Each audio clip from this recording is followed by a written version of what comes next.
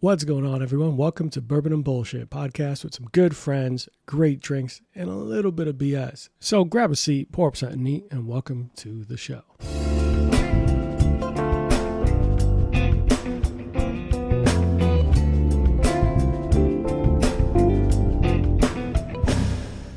All right. Welcome into an episode of Bourbon and Bullshit. Today's going to be a fun one because I have a good friend from the North, and I don't want to say it like that, like he's fucking part of Game of Thrones because he'll get to his fucking head. But we are here in the virtual studio with a good friend of mine, John D. John, welcome in, buddy. How are you? Cheers, my friend. I'm doing good. Got my Manhattan, so I'm excited. I'm drinking bourbon. So awesome, man. It's Friday night. Like, how are you not excited? Every time I get to drink, I'm excited. I mean, it doesn't really have to be limited to Fridays, but I mean, whatever. I work from home. Who could tell? Who's going to walk in here and test me? And I even got my Angels Envy shirt because I knew I was here. So I purposely, I feel like you have a bourbon and bullshit shirt. I got my Angels Envy shirt. I feel like I'm dressed in the part. Listen, if you ever want to fuck around and get a bourbon and bullshit shirt, I'll give you the link, man. I mean, that needs to happen. Yeah, and I want the hat too. Like, if I'm going to go, I need the brand. the full ensemble. I'm going for it. I appreciate it, man. But guys, as you already heard him, because he had to fucking ruin it. No, I'm joking. Today's drink of the day is going to be a Manhattan, just simple, easy peasy. But it felt right because recently we just had the anniversary of the repeal of Prohibition. So on December 5th, 1933, Prohibition was repealed, utilizing the great American Constitution by making Amendment 2021. And it's the first time that an amendment was actually ratified using another one. So 18th was ratified by 21.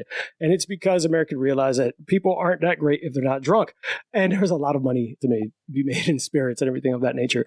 But the Manhattan is one of those drinks that came through from Prohibition. Same thing with old fashions. Well, Manhattan, not directly. We know that during that time of Prohibition, a lot of cocktails were created in speakeasies in ways that were really easy to make because I couldn't be very open about what the fuck I was drinking. So you use what you have. You use sugar, water, bitters, and spirits and make some shit happen. Guess what the Manhattan is? It is just 2 ounces of bourbon, 1 ounce of sweet vermouth, a couple dashes of bitters, orange and Angostura bitters, and just stir. It depends who you are. There's some people who are crazy and use a shaker bottle, for a blender bottle, which is meant for protein shakes, and somehow came on my show with that. But you stir it in a mixing glass. Not sure what you're talking about. This is ridiculous. Guys, if you don't know, let me make sure that we are recording him. All video and everything. Yep, is recording it. Oh, damn it. I was hoping I was off. Okay. This man came on my show. And I said, hey, we're going to drink. Make sure that you're good to go. Blah, blah, blah. You know what he does? He uses a pink blender bottle. It's purple. It's purple. I want to be clear. It's purple. Does it matter? Very fair point. No rebuttal. Listen, it's all I care. You know what? We're not doing this today. I've had enough of you. No, but it's stirred in a mixing glass, as many of you should have. Anyone who's an avid drinker, and just pour it neat into a coupe. But we're utilizing our Bourbon and Bullshit rocks glass for anyone who wants one. We are doing a contest in January and giving away a free pair to the winners of. And if enter that contest, you just have to be Patreon by then, at any denomination. Love that. Let me see that glass. So it's a heavy rocks glass. Okay. Sponsored by Joe Byrne. So you actually see his sponsor thing on the bottom. I'll send you a full video later on. But I love this thing. And so you're a gentleman too, because I see the steel toothpick with the cherry in it. See, I don't have that. I got the gentleman's glass, but you have the toothpick. So props. Because I'm an adult. Listen, John. So I want everyone to know where we met. Talk about it, but how about you tell your version of where the hell we met? Because I've talked enough for 2 minutes.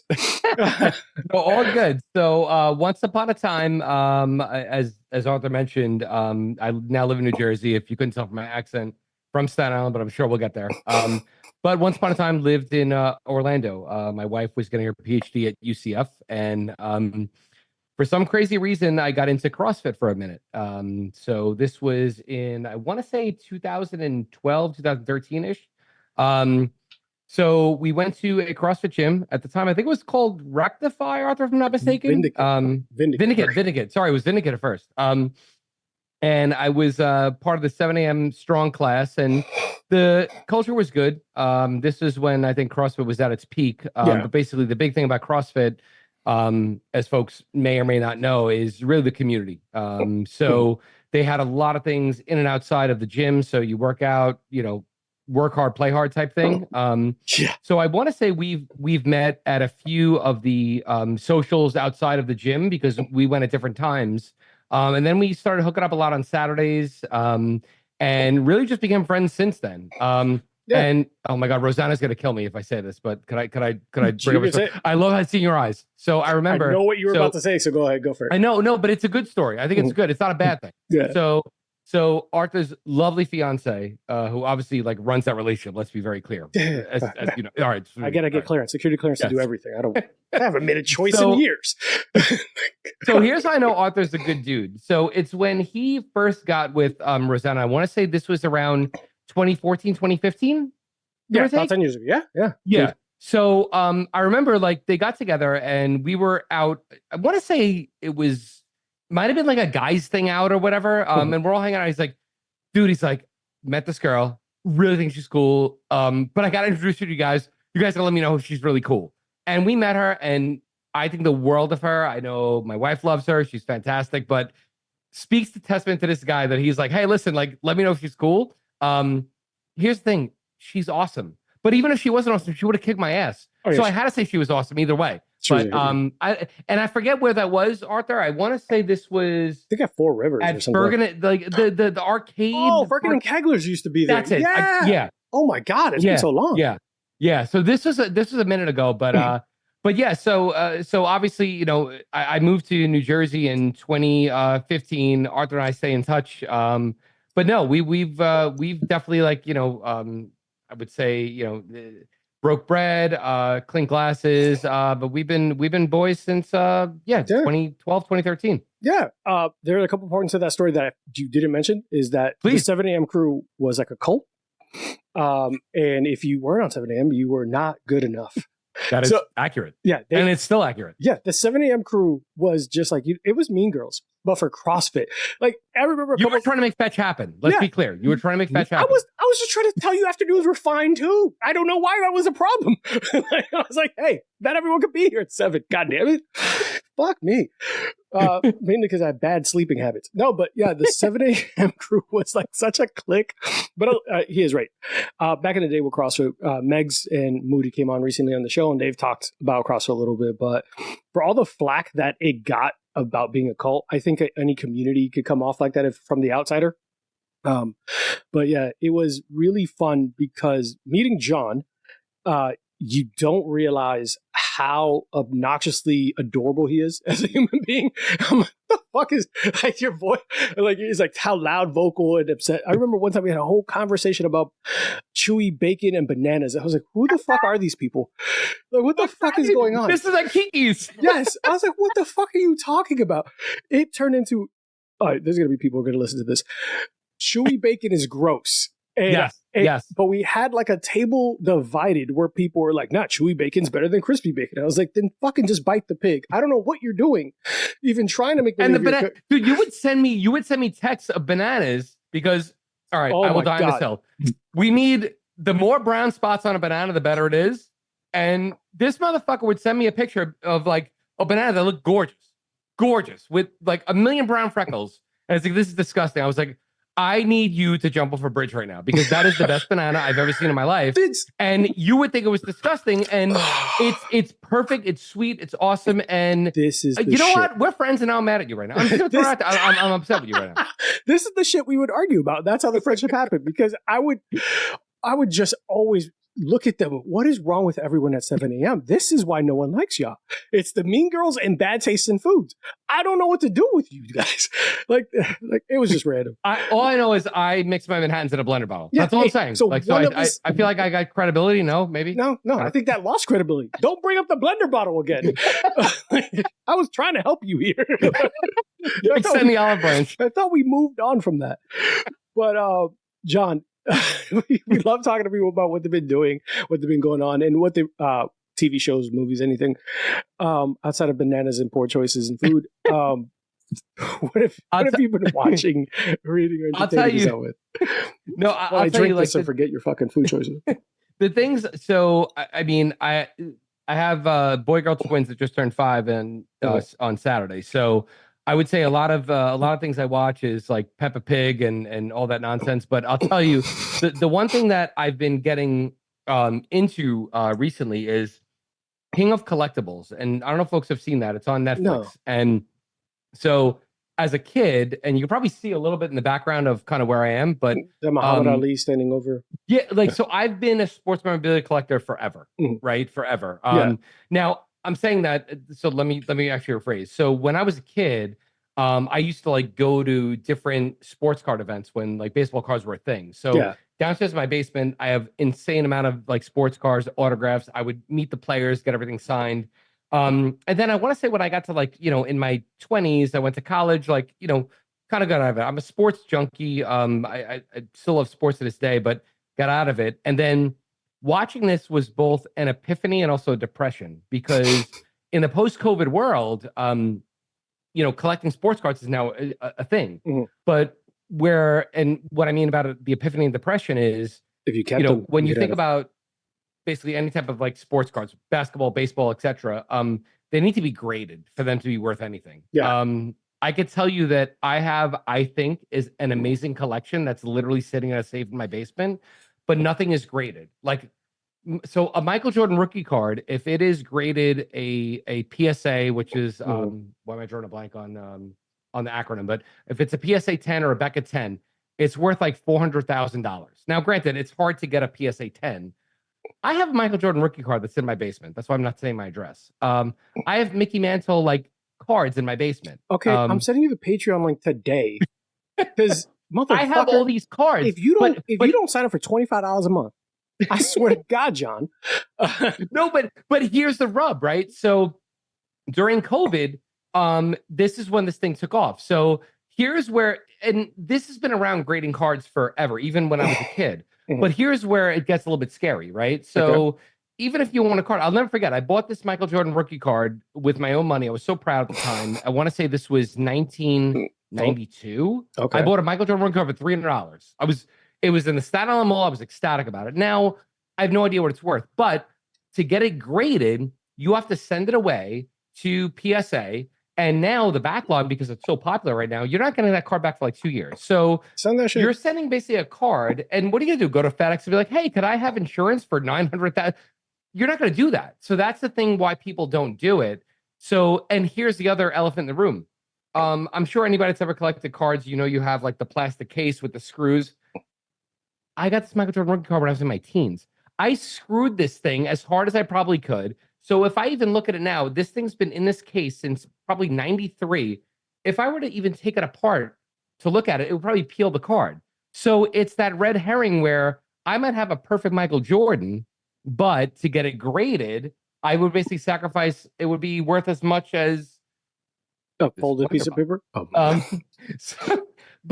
So point me saying, to get back to your question is, it's just been interesting to see how that's evolved from when I was a kid to collecting the stuff to, like you could make a little bit of money, to seeing these folks that are basically, I have these cards, I have these jerseys, to I'm 33, I could retire because I could sell these 4 things for $10 million. It's absolutely mind-blowing. It's called PSA? King of Collectibles. I would highly recommend it if anybody's seen it. Where is PSA? It's addicting. Where's the grading place? Where? So they have a place in, I want to say East Rutherford. Can we so just you can actually drive down to do it. Yeah, can we? You're saying you don't want to ship it. Just hand it to I don't want to. But here's the thing. If I even give it to them, and that's the other thing, you have to take it out of a case. It has to be your raw card and put in like some bullshit plastic sleeve. To even take it out of the case scares the living shit out of me. So the people there are obviously experts.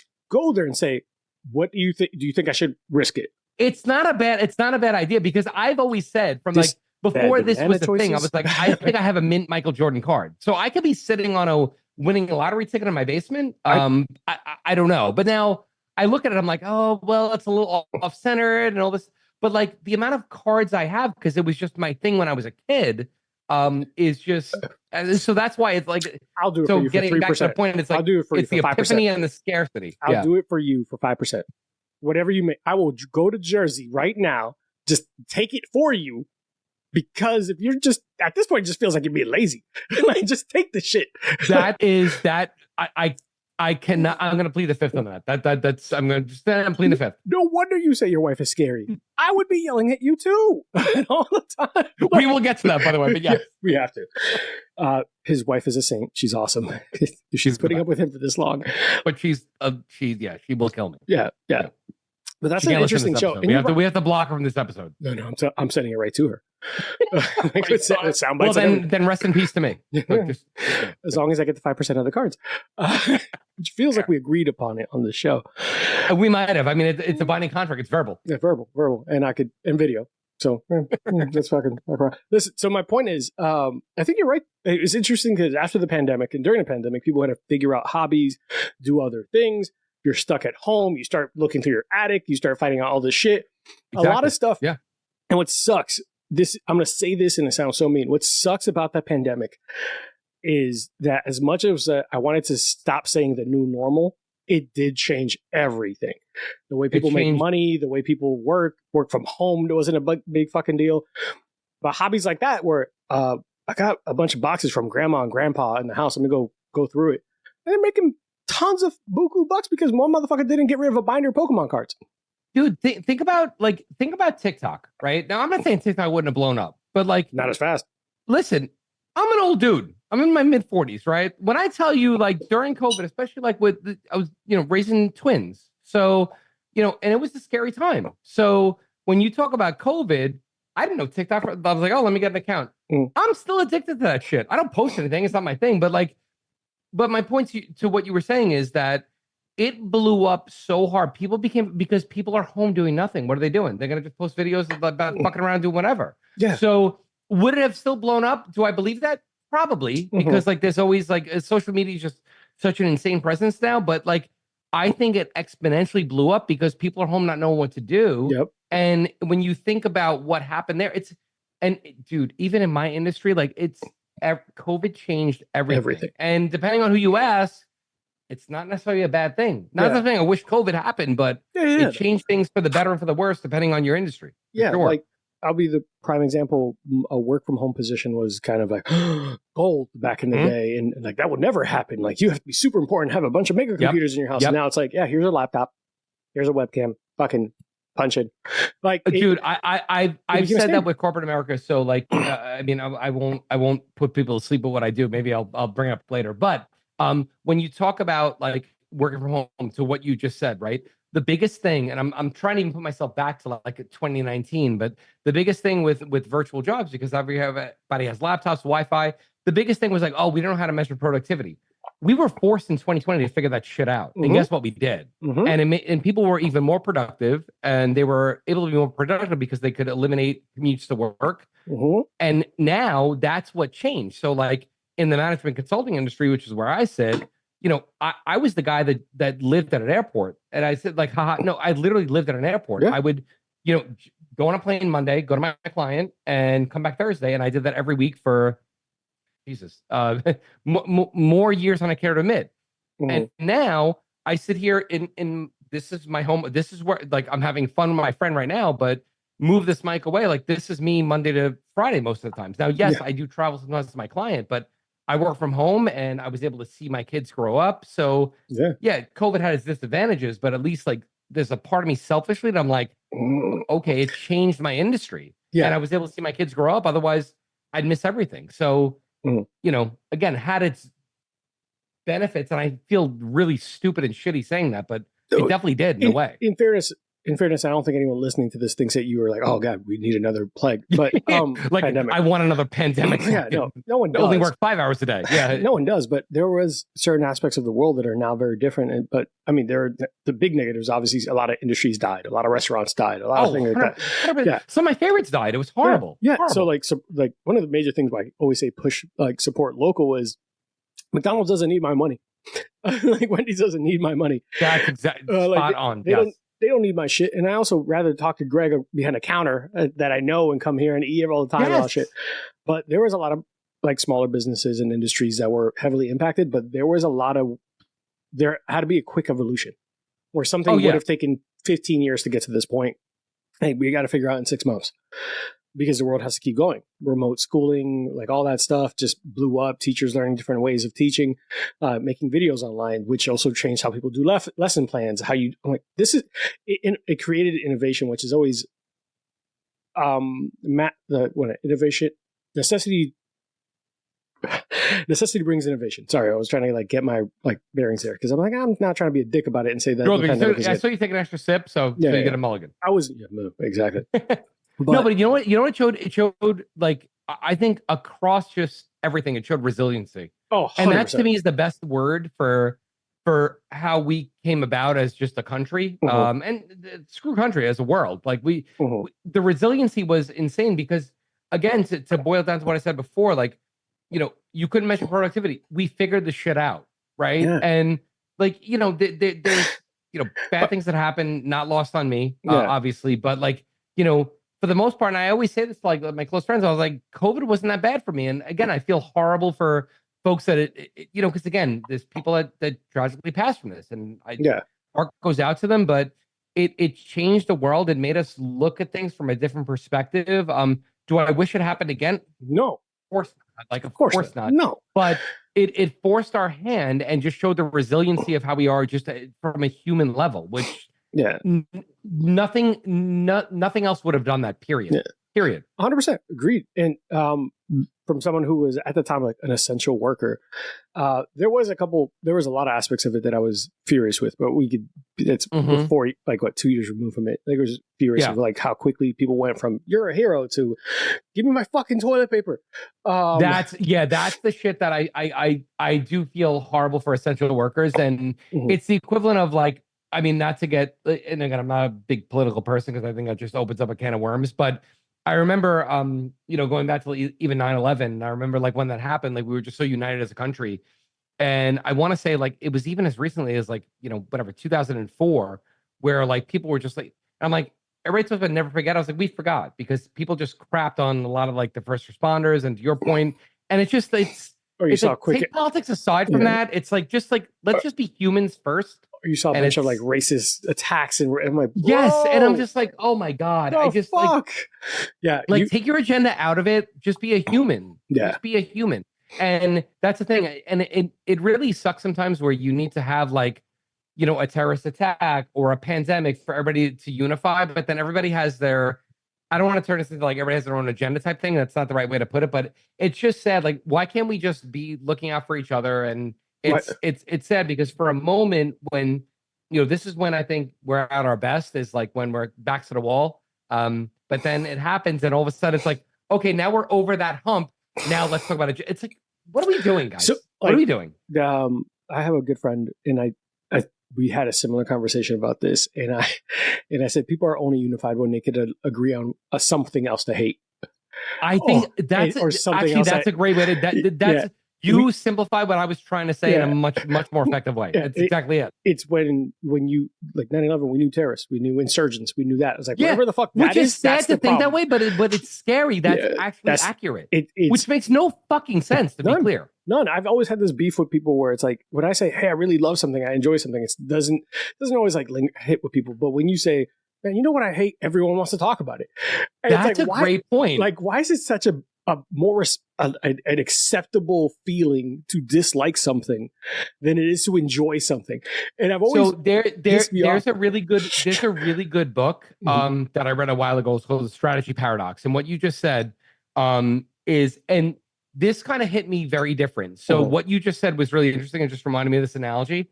And let me ask you a question: what's the opposite of love in your opinion? So this is where, in my opinion, is I don't want to say disinterested, but the opposite of love is almost like indifference, at least to me. Okay, so cheat code, you hit it exactly. So I think 90% of people would say hate, but what you said is because you have such a strong feeling for love, indifference is also such a strong. So that's the strategy paradox. Now this book came out, I want to say. Years ago, and like that analogy hit me different. So credit to you for saying that, because most people you say that, you say love, they say hate. No, but if you hate someone, there's still a high amount of emotion and investment towards it. There's similarities between love because you're that extreme. When you're indifferent, you just you Don't don't have anything. So that's the opposite. And literally it was indifferent. So I'm very impressed with you right now. And normally I'm not impressed with you ever. I know. So that's why I've been working on it.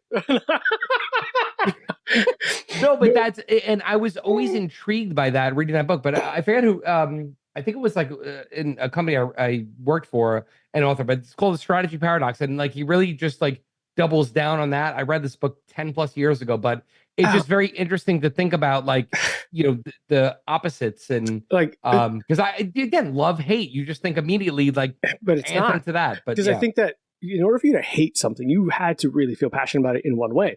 In order for you to hate someone, they had to have had a big part of your attention, affection, heart, whatever. Yeah. Indifference. I don't know how you hate. I don't know. I mean, there are like two people in the world I hate. And we're not here for that. Well, so aside me and who else? Aside from you. No, I don't count you. That is forever ingrained. You know that's a deep that's deep because like I've also seen how like you keep your car in E and say I have 10 more miles and I want to throw shit at you. Okay, that all right, that's savage. That's sad. That's memory and that's savage and helping Lauren to sleep because that's savage. No, but like I joked about this before because in order for like not joking about it, well I had a real conversation I had to overly simplify it to say what's a worse feeling when your parent is mad at you or when they're disappointed? The latter, and it's not even close. It's not even close. Not even close. It's not even close. And it's almost like you rather than be mad at you because that adds value to you. You hold that space 100%. In their head. So then you want to correct it. Yeah. Then you want to be like, oh, that was stupid. Let me fix that. If someone hates you, there is a small part of you that's like, I occupy space in their head. That's great. Mm-hmm. That's a fucking good feeling. That's fair. That's a fair point. It's like, you hate me? Good. But especially with sports, because I throw sports on. It's like, I'm in your head. I'm gonna keep coming at you. Yeah, that's a great point. But if someone's like, oh, you were here? That fucking stings. Like, wait, when did you shoot? Does. How long have you been in the room? The fuck do you mean? Bitch. I love that. That's a great point. That's a great point. If you occupy space, that adds value, whether it's negative or positive. There are people who get off on being on a negative. Like when kids are like, any kind of attention is good attention. Any kind of publicity is good publicity. But if you have nothing, that hurts. If you're trying your hardest to be viral, if you're a TikTok person and you get 0 hits and 0 comments, that hurts more than someone saying, get a fucking 100%, job. 100%. But you're watching. No, and going back to the sports thing, it's like, dude, like your record's 17-20. Like, I don't care about you. Like you're great. You won the game. Like you're not making the playoffs. Nobody cares. And like I wasn't factoring you in. I thought that we took this like a bye week. What? It's like the Lakers right now. It's like the Lakers. Like it's like, all right, LeBron, you're having a great year. Great. Yeah, you're still gonna lose. No one cares. The 41-year-old. Listen, but the Master of Collectors, is that what it was called? It's called King of Collectibles. King of Collectibles. I'm gonna check it out. I think recently there have been some solid shows that have come up that are putting light on industries, hobbies, and things that people wouldn't watch, people wouldn't know. Yeah. Like over the last course of 5 years, everyone's been really heavy on baking. Like the shows like Is It Cake or Nailed It and all that, which is also part of those TikTok people who made cakes. The Is It Cake thing is fucking crazy. Like when I see some stuff, I'm like, all right, is that a rhinoceros? Oh no, it's a rainbow cake. Yeah. Like, what the fuck? Yeah. But it also makes me feel really, really bad at anything I try. When they come out and it was like, yeah, I made this look like a saxophone and it plays. What? There's some dude that I came across on TikTok. I forget his name. I think it's the Master Chocolatier. I'm going to butcher it probably. Everyone can make fun of me right now, but it's the Master Chocolatier, French dude. Yeah. That does like the chocolate, like he'll make like a fucking Buick. And I'm like, what are we doing? The Master Chocolatier. He has a show where people compete to try to copy his shit. Who's it? Why is that a show? You're not going to win. No. He has, it's not like you're beating him. He is teaching you, and he's trying to get all the best. I don't think you're beating him. I'm like, that's like an infant playing LeBron at 1-on-1. It's like, what's the point of the show? Like, yeah. I'm going to look it up. Miss TikTok, what other shows have you been watching while I look up the Master Chocolatier? But his stuff is stupid. And they'll be like the size of like literally like a house. Oh, yeah. I don't know how he does it. Is Amari Goishon? That's Gorshon. Someone with G and ends with Sean. H-O-N. Yeah, he is TikTok famous. He's 26.2 million followers on TikTok. Oh my God, I didn't know it was that aggressive. Okay. But he's like a world-renowned chocolatier. And he's doing stuff for like Absolute. You for said cars. 26.2 million? Yeah, just on TikTok, and that's like That is not his real 26.2 job. million more followers than I have because Yeah. I have no one. I have zero. No. But he's done work. So that also came out of, we have gone into a really, I love this. But it's his TikTok fame brought more attention to the really cool shit. But that's perfect segue into like that TikTok and all that Instagram and fucking all that. Guys, we are going to take a really quick commercial break. Got to keep the lights on. Got to make sure we pay the bills. And John's going to hook me up with basketball card money. So hopefully when we get back, we're going to keep talking about some of the shows we're watching, connecting again with John and everything that he's done, because he has a very unique life and some Ponzi scheme stories. We'll be back. Let's go.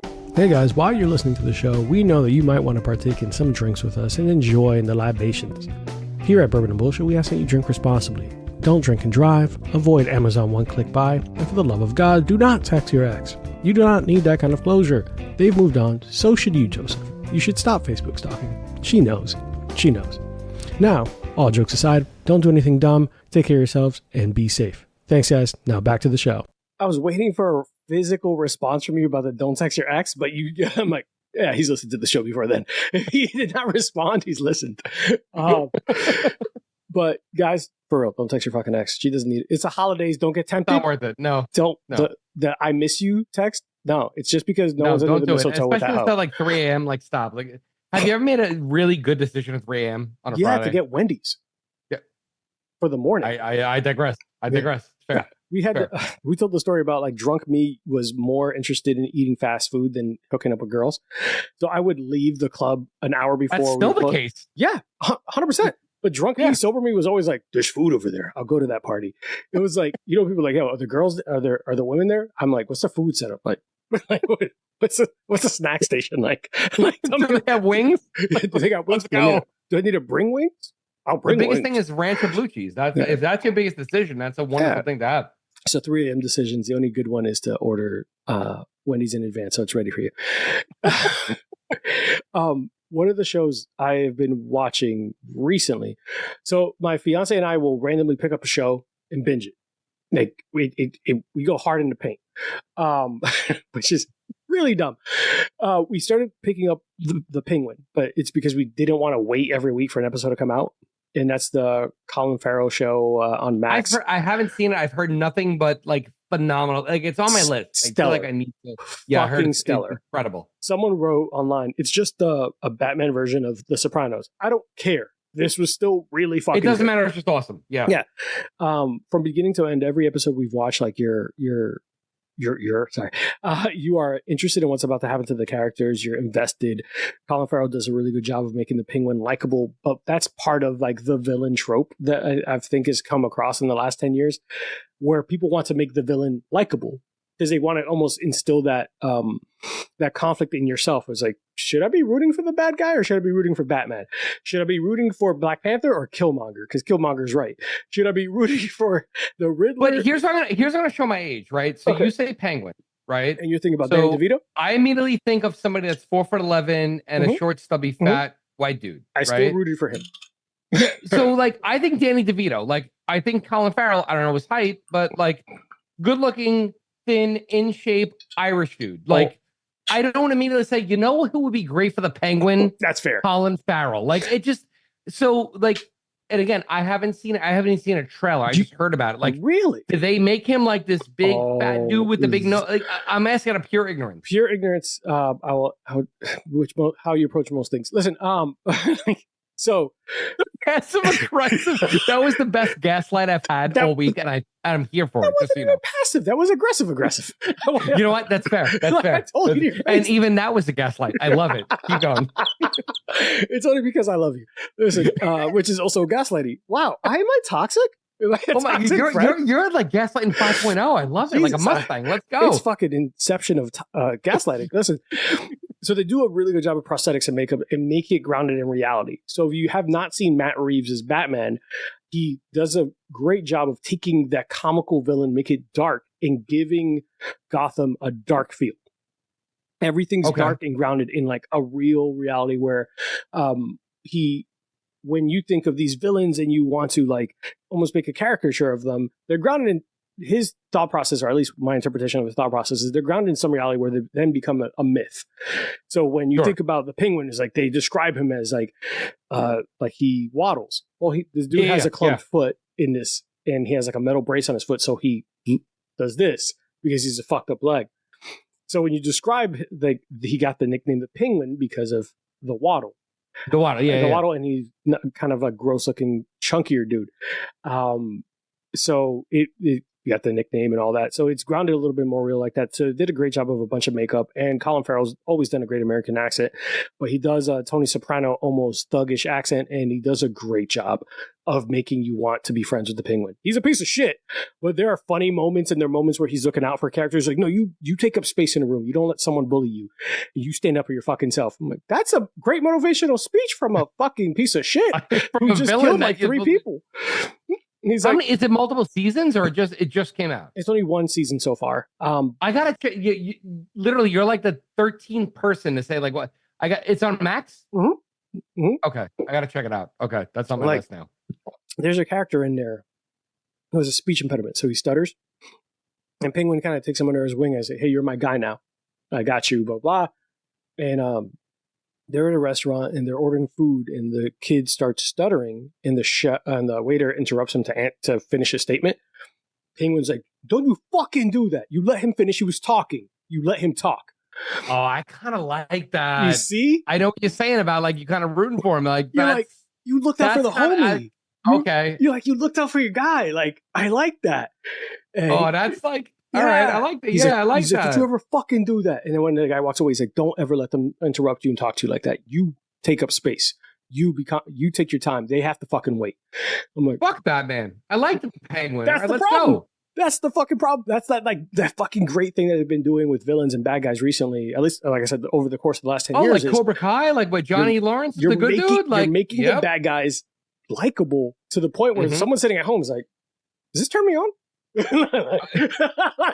I'll never forget. I feel like I posted that video to like Facebook or something and this is before Cobra Kai, and like I Will Die on This Hill. I think that's what started the whole Cobra Kai like thing, where there was this dude that like basically showed a video about like Johnny Lawrence, about like why he's the good guy. Mm-hmm. And I'm sure you could probably look at it on YouTube. Yeah. And it came out like 6 months before Cobra Kai came out, and it was basically like, oh, he was just, he shouldn't have did this, but like he was trying to protect his girlfriend, and Daniel LaRusso came in. It was, it went. I don't want to say it went. I don't know if it went viral, but like it. You know where it started? What? The show How I Met Your Mother. No, the show How I Met Your Mother. Neil Patrick Harris's character Barney Stinson. They're talking about their favorite childhood movies, and he's like, "Oh, I love The Karate Kid," and blah blah. And it's like until that stupid like outsider kid did the illegal crane kick.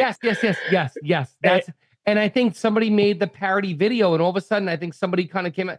And listen, like it started out on, I don't even think it's a thing anymore, YouTube Red or whatever for a minute, and then I remember I bought it because I was still to this day, a Karate Kid junkie like through and through. So I love the idea of it. So I watched that, and then Netflix bought it, and I mean, brilliant, absolutely brilliant. You made it relevant again, and Yeah. So in terms of what I watched, like Cobra Kai, loved it. That's what's really cool about these shows and the way they're spinning things. There is a part of me that wishes we stopped making like remakes of shit and all that, but I said this a while ago. I don't know if it's still true, but I feel like, and I'm, my industry, what I do is had nothing to do with TV production, but I will say that I think creativity is just lacking in society, because here's the thing. I think when you talk about like marketing new TV shows, now Netflix, different story, but when you think about like, your standard, whatever, ABC, NBC, everybody tries to go nostalgia route. And like, I get it, but it baffles me that there's no just creativity in terms of like what's new, like Fuller House. The kid in me loved the idea behind that, right? And everything is like retro. And I don't know, like, I know you're kidding around before, but like, I don't know if it's laziness. I don't know if it's just lack of creativity, but I'm all about like retro things, but like, that's the nostalgia part of me, but excite me, make me like want to do Cobra Kai. I love it because it's nostalgia, but like, I also want to see new stuff. And what are people addicted to? Like a lot of it's documentaries, a lot of it's, which again is awesome stuff, but like, what's something that's new, that's a new show that came on TV that everybody's addicted? Remember, like, I don't know, back like 10 years ago, it's like, oh, this show came out, you know, ER, Chicago Hope. Like, what is there any new show that's out that people love? No, you're relying on nostalgia. And to a point, it's just like, do we just lose creativity, or is everybody just addicted to this little device that we have on TikTok and Reels? And maybe that's it, and that's okay. I don't know. I have a thought process on this, and me and my best friend Kevin have had passionate debates about this. And I'm gonna tell you the crux of the passionate debate and where, like, what my logic and his logic were. He says we have everything past Fast and Furious 2 should never have happened. Okay. And I said, why? He's like, they're terrible movies. I was like, that doesn't matter. He's like, what? I'm like, they make money. He's like, what? I agree with that. He's I agree like, with that 100%. well, they're terrible movies. People don't want to see them. I was like, well, he didn't say it like that. He's like, they're terrible movies that shouldn't exist. They're bad movies. I was like, okay. People are still watching them at a rapid rate. Every time someone drops a movie, they're going to watch it. And it turned into this debate about, well, if you gave people better movies, they would go. And I was like, there are better movies. They don't go. Like, there are plenty of better movies. People aren't going. And it turned into like a very heated debate, passionate debate. I don't want to say heated. We never get angry at each other. I love having conversations with him because he is one of the few people that I feel like I respect mentally enough to be like, all right, let's have a real conversation. Not few people. That sounds like a dick thing. There's like 5 people right now listening. Am I one of the 5? No. If you got to say that out loud, you aren't. Like, that's so fucked up. But it's so honest. But it eventually turned into this conversation of what people watch is, and people take in is, what can suspend enough reality? My life is stressful enough. Movies like Fast and Furious exist for a reason. It suspends reality. I can disconnect. Nothing in that movie will ever happen in real life. Guess what I want to watch? What'll never happen to me in real life. Some over-the-top shit that'll make me forget about how shitty my 9-to-5 is. You want to know what movie I don't want to watch? I don't always want to watch a movie about racism and slaves, 12 Years a Slave. I don't want to necessarily watch. It has its place, and it's a great movie, but one of them made a lot more money. And it's not being, I'm not shitting on good movies. I love great film and all that. And but there is a place and time for everything. But it also then kind of percolated his thought process of, all right, why do we have so many of the same video game come out? So many sequels. And it's because people don't want to try something new, because if they invest in it, it might suck. So studios don't want to do something new because people won't go to it people won't go to it, even as great as it is, because no one wants to take that risk. Dude, I have this theory. So 2 things. So I don't think it's like this crazy epiphany, but like everything in life is risk, right? Yep. And what I mean by that is, like, okay, so my time, I'm my on this money, podcast my energy, right now. my effort. I could have a drink of this right now, and I could choke, and like, I'm gonna be dramatic. I could choke and die right now. Now? There's a risk for me taking a sip of this bourbon right now. Now, granted, is that 0.00001%? There's a risk, yeah. Just like there's a risk of me getting in a car. Everything in life is risk tolerance. And kind of what we were talking about earlier, and you kind of alluded to this before, is about somebody watching Fast and Furious. It's not a great movie, but like, so, and again, this pains me to say this as an Italian, but so Domino's Pizza, Papa John's Pizza, Chuck E. Cheese Pizza. There we go. You know what you're getting. Like, you have people that will have that, but you'll have, let's just say, somebody that's trying to start a small business that is like, whatever, from, New Haven, Connecticut, and they have their, recipe from it. And it's like, oh, I like Domino's. Like, Domino's fucking sucks. Because compared to getting. Fucking Joey fucking DeNaples over here that's going to create the best pizza in the world, but it's like, oh, I'm going to go to Domino's. I don't disagree with you. Because it's the comfort in what you know. Yep. I don't disagree with you. The problem, it's like, so to your buddy's point, I agree. It's like Fast and Furious sucks, but it's like, oh, it's this. I know what I'm getting. It's like, that doesn't mean it's good just because you know what you're getting. And never once in that discussion with him and I was like, I never once said it was good. Yeah, I said if people really wanted better movies, they would go to the better movies. Yep. But people are, and complacency isn't. I always have this theory too. Complacency isn't necessarily a bad word. I think people assume you're content, and there's nothing wrong with that. That's fine. Yeah, but my standards aren't anyone else's standards, so why should someone out there that you could do? If you're not good with doing that, that's fine. I may personally judge you. You might not give a shit. I'm still going to judge you. But it's okay to have that, like, I'm comfortable with doing X. Yeah. And it became fine. I think you're fucking out of your mind, but it's fine. It's the reason, like, I'll go to a little bit of a nerd thing. The reason why 13 million Call of Duties pop up is because people keep buying them, because you know the product you're getting. Because if I'm spending $70 on a game, I want it to be something I want. Yes. And not have to go into it as like, this is trash, and regret the purchase. Yeah. Like, that's why free to play became a big deal, because it's like, oh, yeah, cool. We'll lure them in with free to play, and then they'll stay for the skins and all this stuff, because people want to know that their investment isn't thrown away. Because it's very hard nowadays to trust critics, to trust the internet, to trust opinions, to trust all this. But you know what you can trust? I know exactly what this product is because it's come out 14 times before this. So I want you to judge me real quick, and this is going to judge my age. So I'm not a video game guy. I don't judge anyone. I just gaslight you because it's fun. No, but this is going to be bad, because I'm going to really date myself, and I'm excited to be made fun of tremendously. Looking forward to me making fun of you. Go ahead. But yeah, well, I mean, you do it on a daily basis, so it's fine. But my go-to arcade game ever, Street Fighter 2.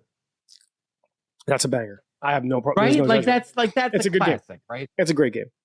Yeah. All right, so let me ask you a question. Your Street Fighter 2 character. Ken.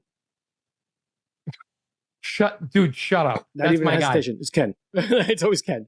Okay, I'm fist bumping right now. That's my guy. That is my guy. I am. What the hell just happened? Oh, your camera automatically adjusts. That's technology, Jesus. John. That's my camera from 1995. No, it automatically adjusts. I think, but Ken is my guy. Everybody's like Ryu. I'm like, and Guile. I'm like, no, stop, Ken. He's a little spicy, but like whatever. He's good. I do love that.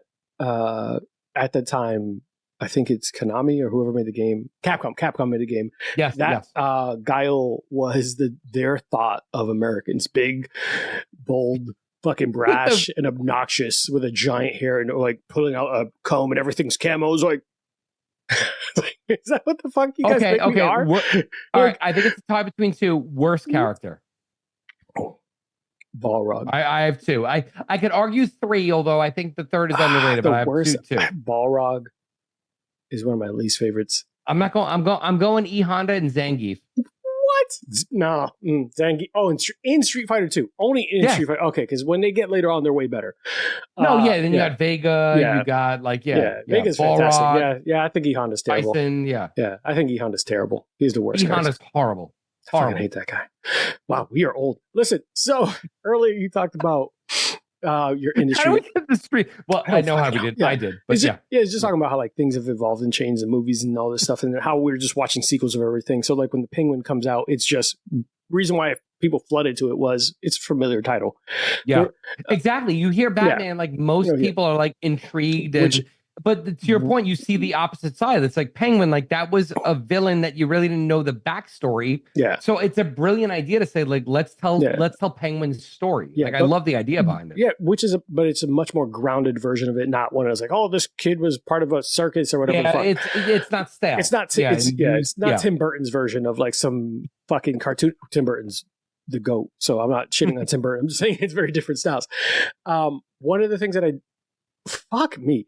I was thinking about the whole, the other side of that is that when you do think of these studios clinging onto names, you come up with like the movie The Joker 2 with fucking Joaquin Phoenix and Lady Gaga that failed miserably. That lost so much money that it's actually, by sales wise, worse than Morbius and Madam Web.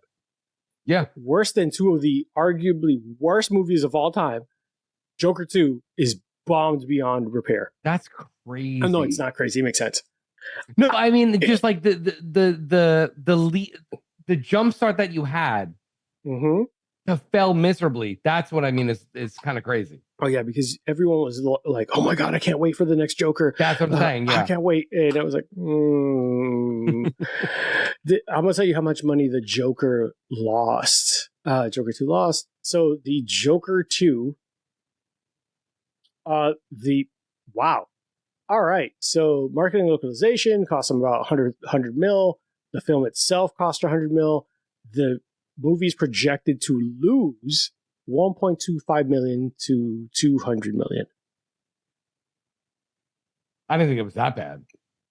This is directly from Variety, Jeez.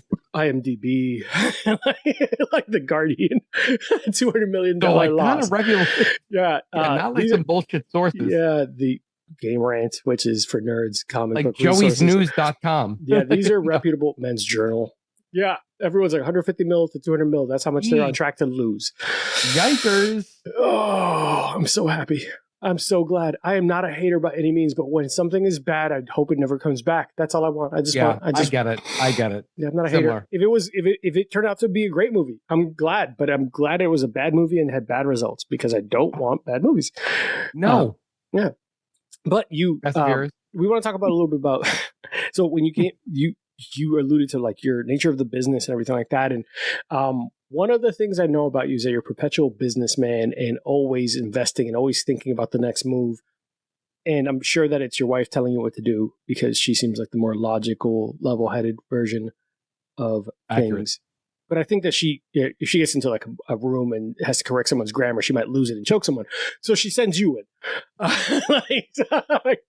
I ruined it. Yeah, you ruined it. It's like, did we have a great deal on the table? Yeah, I just started talking about the Jets and I just thought, shut up, John. There's shit to do. We're trying to make money. There's some interesting businesses and stuff like that. So in Florida, I'll let you start with Florida because that's where I knew you. What were you? You were doing something here. Yeah. So, I mean, I think my journey is kind of unique, but again, depending on, obviously we're all individuals. So, I mean, somebody could hear my story and be like, oh, it's not a big deal. But, those three of me, we tag in. Go on. Jack, individuals. So, I mean, so just to kind of take maybe a step back. So, I think I alluded to this earlier. I've been in the management consulting business. So anybody that's ever seen what is the movie Office Space? I'm a Bob. That's the best way to describe what I do. Wait, Bob is the guy. I'm gonna need you to come in Saturday. Yeah, Bob is no. So Bob is the guy that has everybody come in and say, "What exactly do you do here?" Oh, that's me. Yeah. That's the reaction I didn't Bob get. Slidell. Yeah, he's actually Bob's kind of a dick. So that's what I've done pretty much the majority of my career. But if you couldn't tell from my accent, from what I alluded to before, born and raised in Staten Island, and then I'm sorry. Yeah, as you should be. But then relocated to Florida. I did during 2009, horrible job market, ended up getting laid off, and I always had this kind of dream to open up a restaurant. I'm a big foodie. If that wasn't implied earlier, love food. Can I make one love joke? Cocktails. It's pretty. It's not too soon. I can make this joke, right? Did someone pull a Bob on you and say, "What exactly do you do?" Honestly, was there a higher tiered Bob? It was a Bob. It was a Bob squared. It was a Bob above. Squared. You got out Bob. You've been Bob for so long. We're gonna Bob your ass. You got out Bob. They bob my apple. They bob my apple. Yeah, Phrasing? Bobby Boucher. Are we doing phrasing stuff? Go on. So the pizza at the restaurant. So I got my ass booted. And then my wife Lauren, we looked at each other and it's like, all right, so like, how do we kind of reset? And Lauren at the time was a New York City teacher, so we're like, all right, your job's very transferable. So we took a gamble and we opened up a restaurant in Florida. Did that with my sister. It was, lucrative, good. Realized that, okay, this is helpful, but it's not going to support two families. So then I got back into, the consulting game in Orlando. And again, fast forward, that's how kind of I met Arthur, because I said to myself, this restaurant thing for me is going to end up being more of a side hustle than an actual job, because my sister and her family, like, that was their thing. Like that was me, the main source. I went to, and I don't mean this in a negative way, but like, I went to college, I was going to do something different. Like they were all in the restaurant. So for me to come in and say, hey, I did this other thing, now I'm going to it didn't make sense. Like that's their thing. So for me, how could I add value? And I'm a big wine guy, cocktail guy. So I like to never professionally train. I like to think I'm a good cook. So I would give like the chef ideas, do all stuff. And then I said, okay, I need to do something different. So managed the restaurant there, and then met Arthur. My wife got her PhD at UCF, and then graduated. We relocated to New Jersey. Um, I ended up selling that business to my sister, got out of it. I like to think that I want to try and invest and always have a side hustle. So, as I mentioned, how I met Arthur, we were still doing CrossFit. We ended up buying a CrossFit gym up here in New Jersey. Um, did it with friends. It was, ironically, what I said was my pipe dream was to own a restaurant. Lauren's dream was to own a gym. So I like to say that if I were to pass away tomorrow, I satisfied and scratched my itch, and Lauren got hers. But we found out that wasn't. It didn't work well for just a myriad of different reasons. Don't want to get into specifics, but it What didn't work too well. did was there a I'll time say was there a time during owning that gym that she was like, "This is the best thing ever," or was it from the get? You're like, "Nah."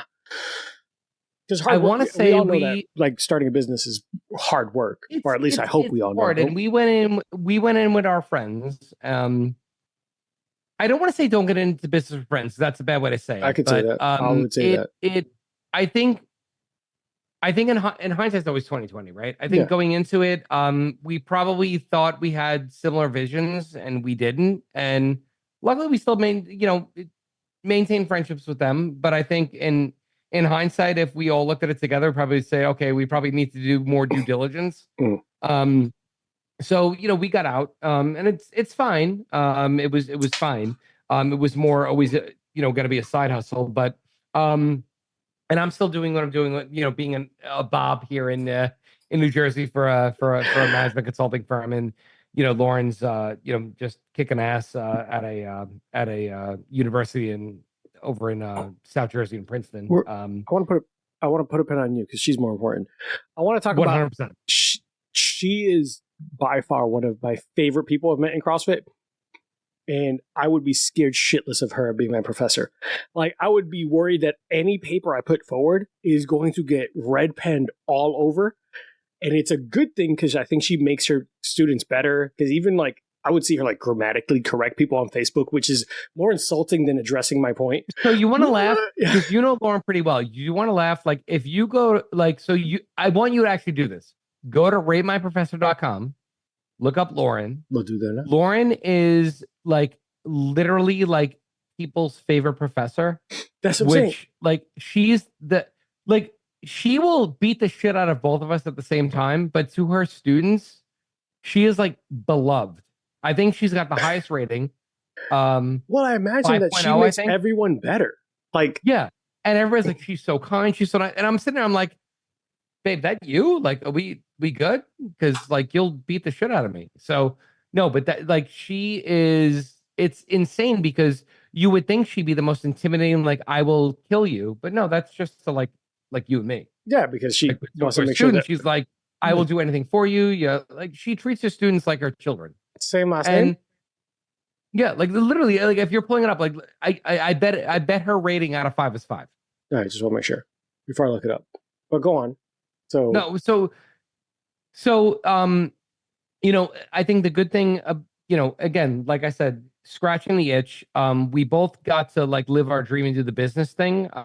It's tough. I mean, everybody wants to always do a side hustle. Luckily, I feel like we're both blessed. We're doing things that we like. I mean, obviously, there's always challenges with, your day to day, your 9 to 5, but I'm always looking for like what's next, what's interesting, what I could do that's going to challenge myself, be fulfilling, and if it's going to end up putting money in my pocket, great. But I would say always be cautious in what your side hustle is.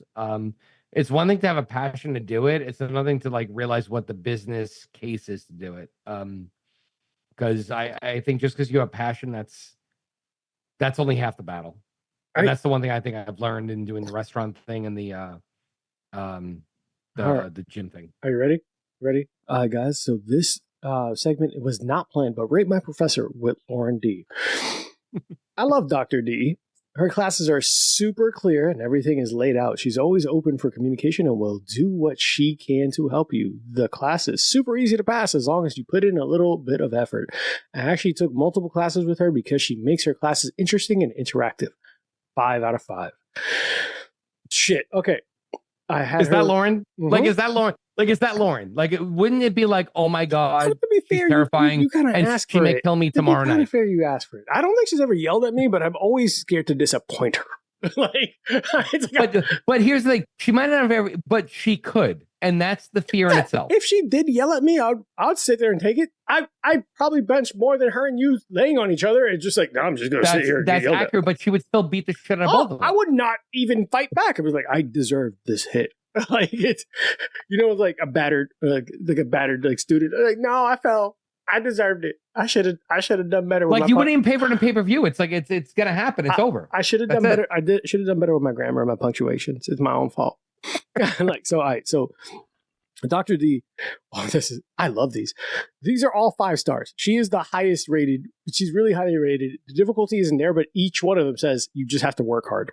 Cool. Yeah. Dr. D is one of my favorite professors that I've ever had thus far at school that I'm not going to mention. She is such a kind and caring professor. I had her online during the summer, but it was great. She gave some homework and readings, but I learned a lot from this class. I would definitely take her again. Her husband seems weird, and she keeps bringing up how much she wants to punch him. I don't know why they wrote that. Dr. D. It seems aggressive and off-putting, but I get it. Seems like a gaslighter who's coming up. Mind your business. Dr. D is really knowledgeable and passionate about special education. I learned so much more from her that I would ever have learned. By the way, I'm pouring another Manhattan. I don't know if you just want to show everybody for what it's worth. It's in my purple blender bottle. Yeah, that's fucking blender bottle. She uses real life classroom examples for her as her personal experience to make certain topics more clear. Take her if you can. She's the best. Her husband is subpar. They keep throwing that out in there.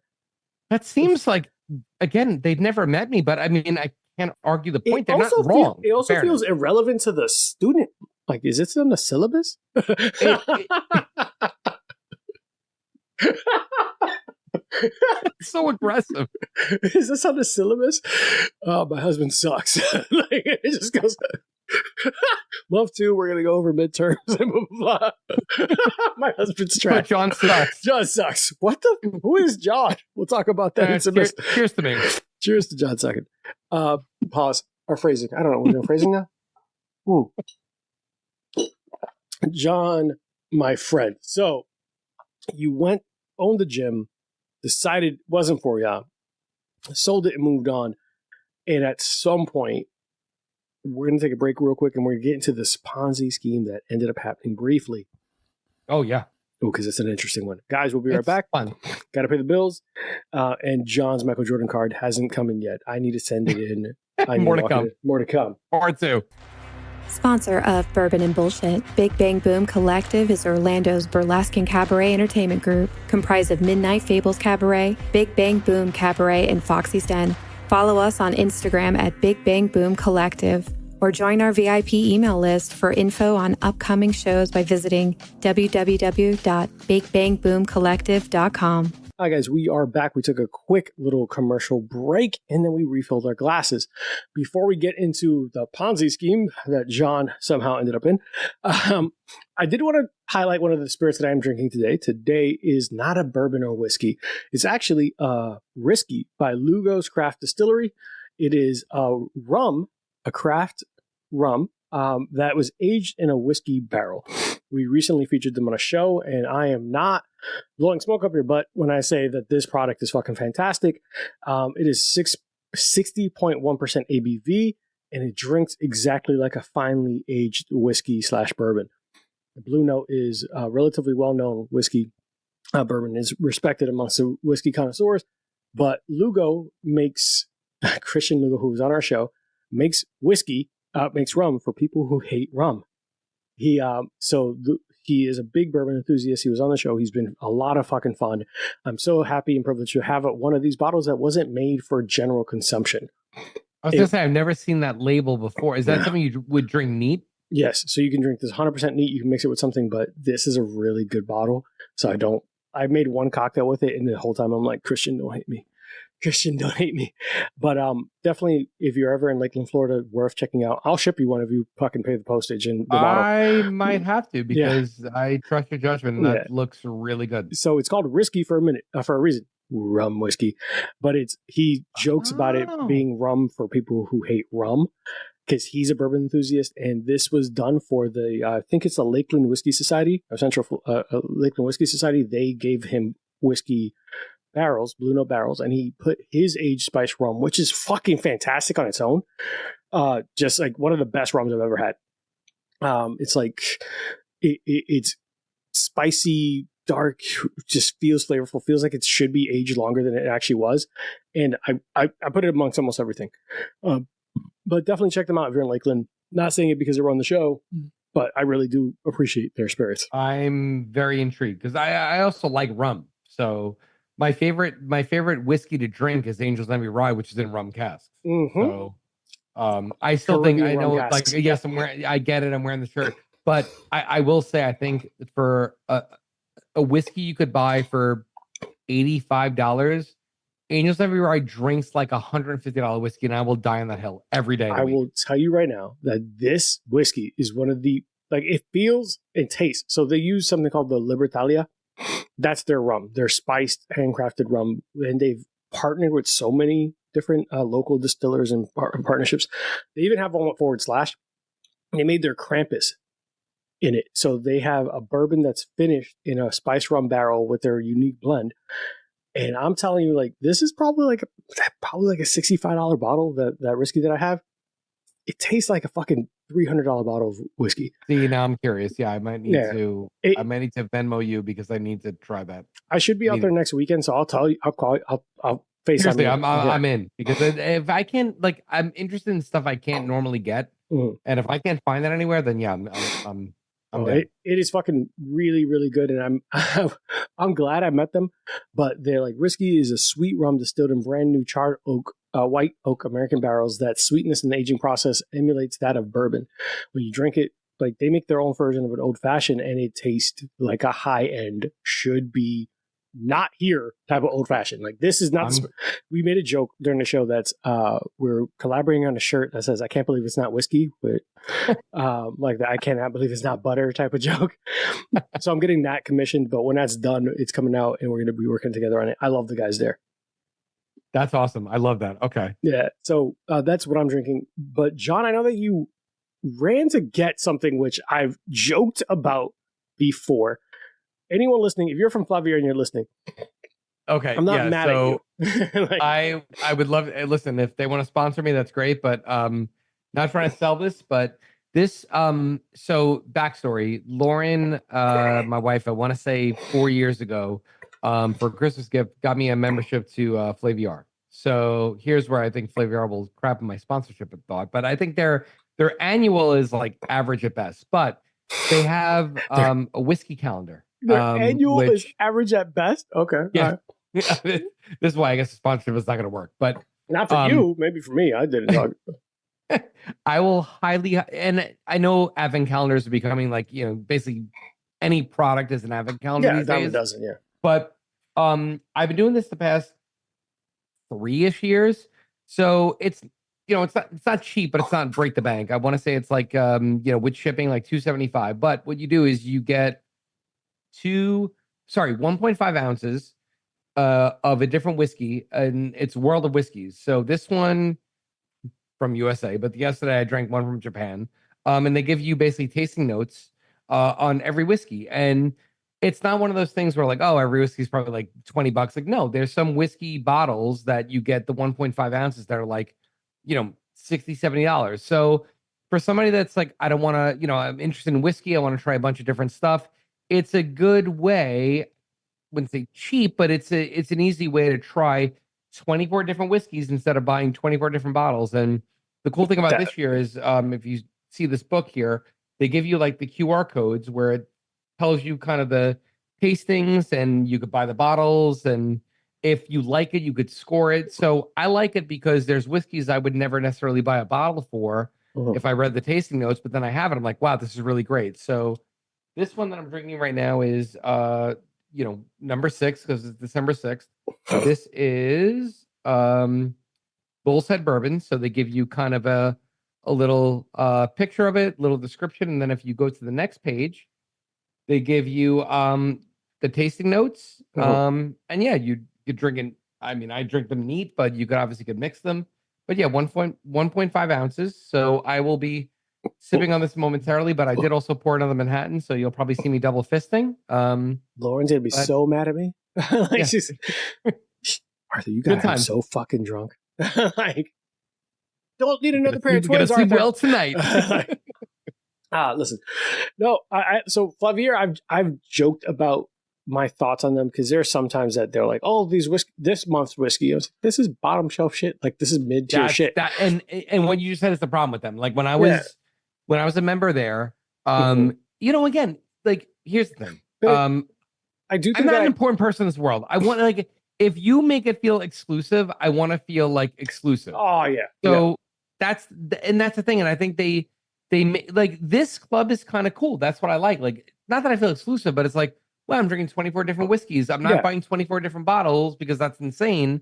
And that's the thing. I think what people just want to feel like they're in the cool kids like, yeah, cool, important, exclusive, whatever. Yeah. And if you promote that, and to your point, I think you're spot on. It's like, oh, and listen, I'm not above Evan Williams. I love Evan Williams as a bourbon, but it's like, oh, Evan Williams. It's like, okay, I could go to for like less than my monthly membership. ABC Liquor and get that tomorrow. Like, what are we doing? So that's the knock I have on them.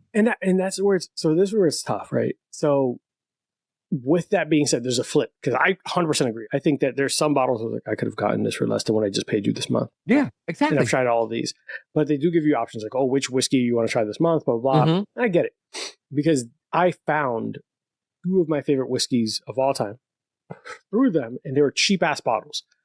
So I found the Rittenhouse Rye, who I've never had before, and it's a Heaven Hill product. And it's one of those bottles that don't seem like I want to go buy that because 100 proof at $24, you're gonna taste like dirt. And you have it, you're like, oh, this is gold. Who made this? Who am I giving a handy? Who made this? Like who should get a happy ending for this bottle? Because this is fantastic.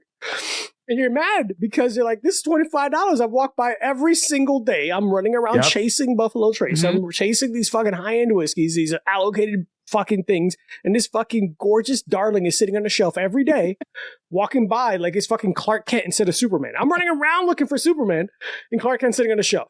Thank you, Flavier, because you've introduced me. I now know Clark Kent's better. And then Hibiki Harmony or something else like that. It was one of those like Japanese whiskeys. I love Hibiki.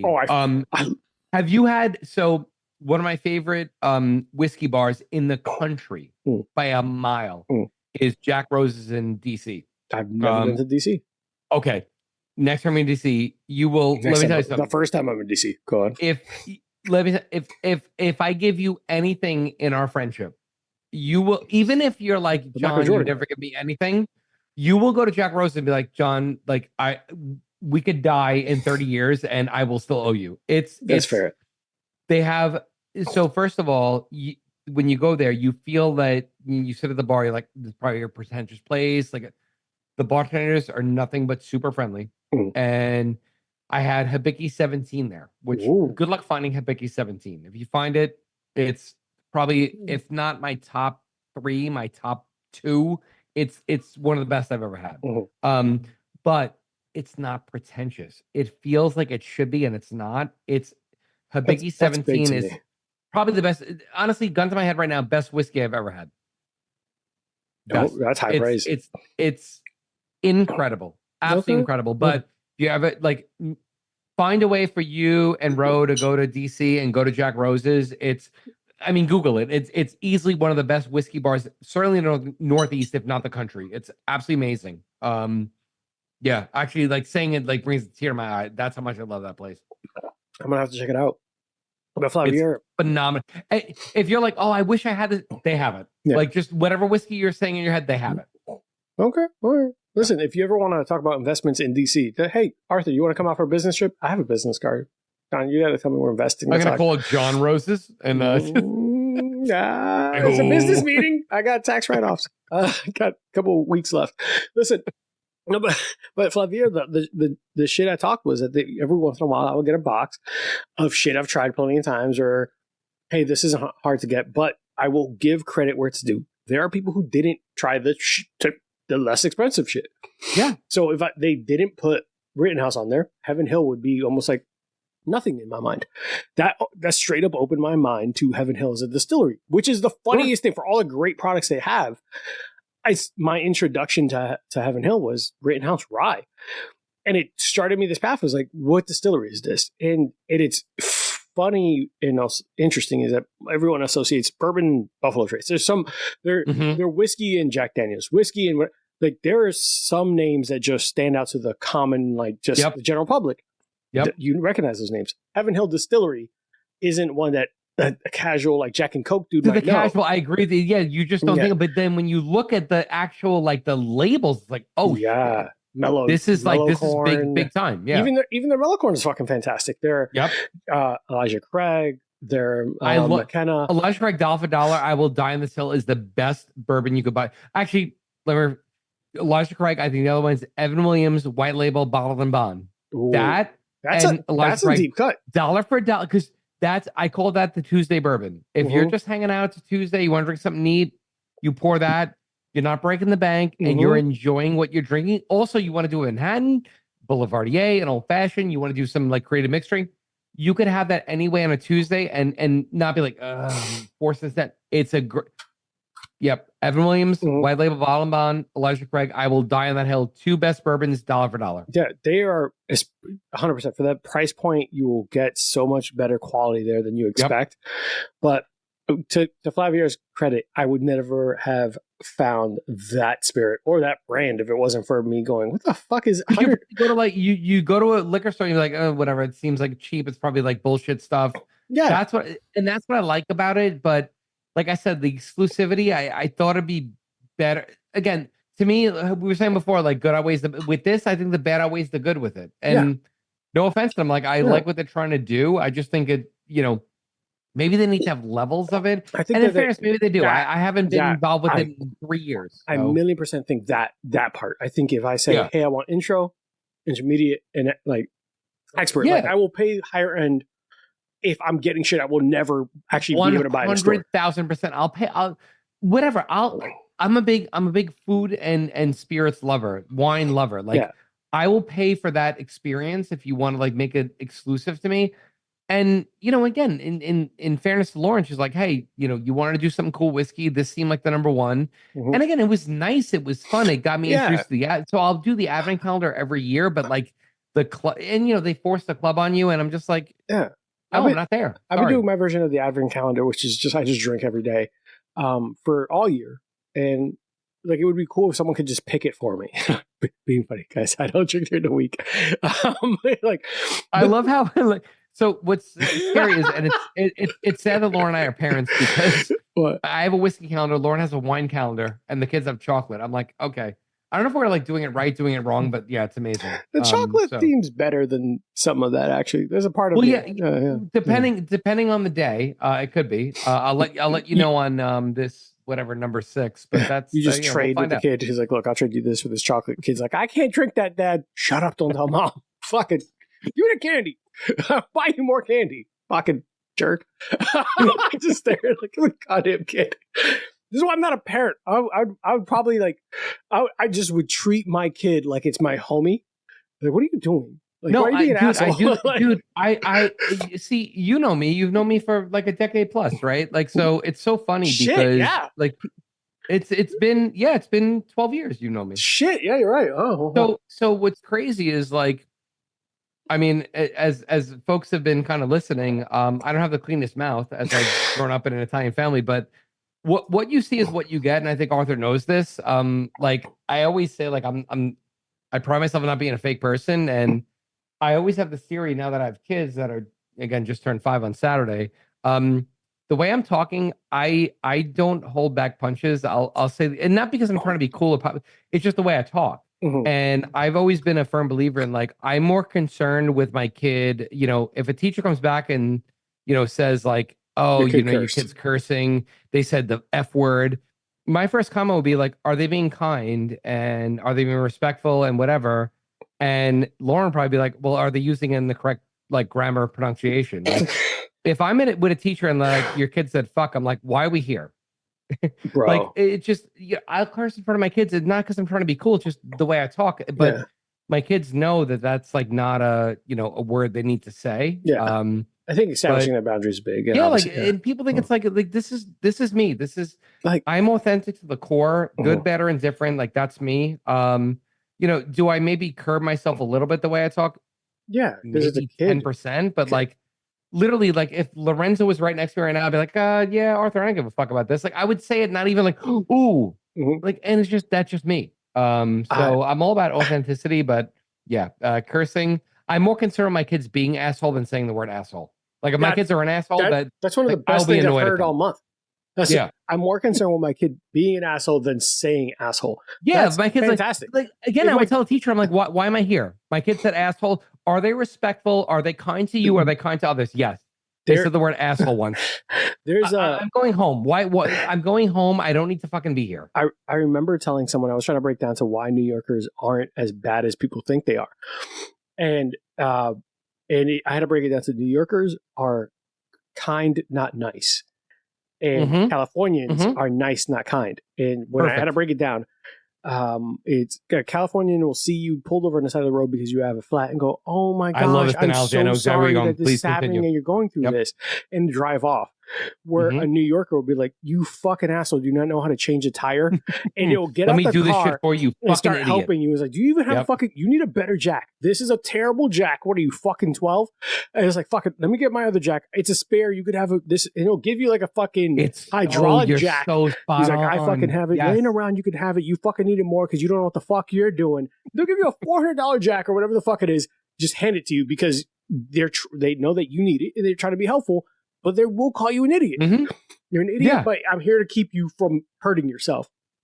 And the best part is the person will see the point. Like, I've been trying to get that for like 2 years. Yeah. I'm fucking what the stupid. fuck is wrong with you? Like what the? You don't got a full size flat? That is that is the perfect analogy. Versus like, oh my god, I wish I could help, but I'm late for work. It's like, all right, so sorry LA you're going through this. Guy, like, meanwhile, fucking the dude from New York is like, I got a cousin. He's gonna get you a full size spare because you need that. Because whatever the fuck this fix a flat shit is that you got, like that's some bullshit. Like full size spare, you're gonna get it in a good deal. Don't worry about it. It's gonna be legit. And like they'll just did I just get cursed out and taken care of? I don't know how to feel about. Was I violated but actually got helped? Yeah, okay. Like this man fucking changed my life. To the Bronx. I'm now in part of an investment plan and everything. He's checked out my 401k while we changed his tire. I think I already fucking got like 2% increase. Like this is who is this guy? It's so wildly accurate. Meanwhile, the person from California sent you 14 links to people singing Kumbaya, but nothing got fixed. And they sent you the screenplay. It's like, hey, what do you think of the screenplay? Like, I might be in, I'm a waiter right now. And Instagram, but Instagrammed you looking at like, oh my god, I'm so sorry you're going through this. Oh my god, I'll pray for you. I'll pray for you.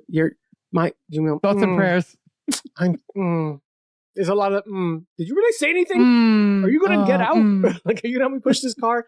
Oh, traffic. And I have a kombucha appointment later. What? Get the fuck away from me. I'm going to get a boba tea. If you're back, we could like hang out. Do you want to, I got a coupon for $2 off boba. Boba? Oh, Cali. Meanwhile, New Yorkers are like fucking curse you out, help you out, change your tire, fucking but it's you real. I love it. Yeah. Like, it's like, look, you got a long day. Me and the missus are gonna have some people over. Like, you want to come? Bring your lady friend. Ma'am, do you want to come with us? Like, man, I promise you, my wife is great cook. I got some beers. Let's go. It's so scary on point. That's so sad. They'll take care of you. But fuck it. Sorry. I don't know how we got here, but I'm just saying it's always crazy to me because I have people and I am a jerk, but I'm a good human being. I will take care of you. I will pick you up. I will take you to the hospital. I will fucking hold your hand. I will fight someone for you, but I will call you an idiot. But that's honestly, that's the New York way. It's like my friend. Like one of my best friends in the world. I love her like a little sister. Her name is Silvana. She's like, gee, you're an asshole, but you're right. Like the shit you say is not wrong. I'm like, okay, so what's worse, the person who fucking sugarcoated and wasted your time, or the one who told you you're an idiot? Like, stop doing idiot shit. I tell people this all the time about me. I said, I'm an asshole. Like everybody knows me, as you know, I'm an asshole. But I also say that, like, if you don't get like, and I know I'm a lot, but if you don't get along with me, odds are you're an asshole. I'll get along with anybody. Yeah. I will bend over backwards for anybody, but I'm gonna call you out on your own bullshit. Yeah. Like if you're stupid, I'm gonna say, you're fucking idiot. I'll help you, but you're dumb. If someone ever says Arthur's a piece of shit, remember at some point they liked me. And like remember that remember that I don't treat people poorly, I treat people appropriately. Yeah, well, also as you know, in New York, like when somebody calls me a piece of shit, I'm like, that's a term of endearment. Yeah. Like I think anywhere else in the country, it's like, wow, that person's oh, piece of shit. Oh yeah, he is. Yeah, that motherfucker. It's a term of endearment. It's like a badge of honor. My buddy Richie's probably listening to this episode right now, and I call him a fucking hoe every time I talk to him. I'm like, you goddamn hoe. He's like, yep. Like I'm like, because he knows it's a term of endearment. My buddy Justin's probably listening, and our friendship started with me yelling across the baseball field because it was a company like softball game. I was like, who the fuck is that? It's like Justin, blah blah blah. I'm not gonna say his last name, but like Justin. He's like, looks. I was like, nobody fucking likes you. And he's like, who the fuck is this guy? He's just staring at me. Who is that guy in the outfield yelling this? That is perfection. Literally that's like, and we've been friends since. That is the five boroughs personified there. We've been friends since. He's been on multiple episodes. I talk to him almost like twice a week, fantasy football or other shit, music shit, whatever. We get along great. But I feel like there's a certain level of like New Yorkers and all this and all those people that if you care about someone or you like someone, you are willing to fuck with them. And you have to like, and I think that's the thing. And I feel like it's getting more universal, but like busting balls, busting chops is like a thing. And like, I'm a firm believer, and you know this just from like you and I just like conversing, and obviously like even like fucking around back in whatever 10 years ago. Like, all right, guys. So that is it for part 1 of this episode with John D. If you're enjoying the episode, make sure that you tune into part 2 next week, where we're going to get into a little bit deeper topics as we continue to pour up those drinks. The episode was a lot of fun, and I can't wait for you guys to hear it. But, of course, make sure you are liking, subscribing, following, adding, doing whatever you need to make sure we continue to share the Bourbon and BS podcast. If you want to see random drinks of the day, random reels, make sure you follow me on all social media, including Instagram and TikTok at Bourbon_and_BS on all social media platforms, where we have a lot of fun and be goofy. So, of course, thanks guys for everything you do every single day, and make sure to tune in next week and keep sending us your notes, stories, and all your feedback. Love to hear it and appreciate the support. Bye, guys. Hey guys, today's episode is brought to you by Burn, Termite, and Pest Control. I first met Joe Byrne on Full Frontal Nerdy Show and decided to give his company a try. They have been the best pest service I've ever had. From flexible scheduling, attention to detail, fair pricing, and everything you love about a small business, I highly recommend Joe Byrne and Burn, Termite, and Pest Control. It's a family-owned and operated business with over 30 years of experience in termite and pest. You can reach Burn, Termite, and Pest Control at 321-297-7985. Once again, 321-297-7985. And let them know Bourbon and Bullshit sent you. Thanks, guys. See you next time.